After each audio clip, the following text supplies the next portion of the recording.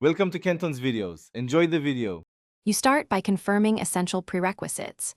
Pressure sensors, anti-surge valve, and buffer volume must be ready.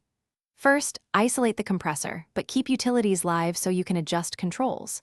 Set the control valve to a conservative opening and load the compressor slightly below expected surge margin to create a safe envelope.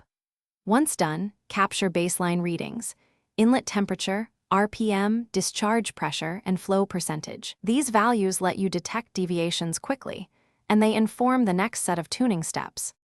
Once you have baselines, focus on control tuning and feedback.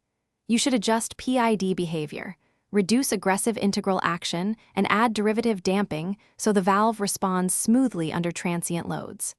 Next, map real-time flow versus pressure to set the surge limit and make sure the control logic triggers before the compressor hits that curve.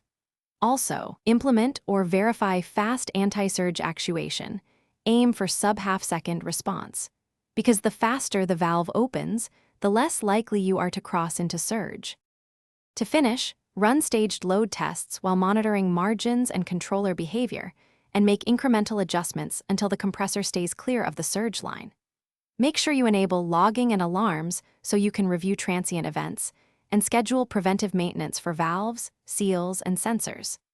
If surge happens, act fast, vent or open the anti-surge valve gradually, increase flow to move right of the surge curve, and then inspect valve actuation and sensor data to identify root causes before returning to normal operation.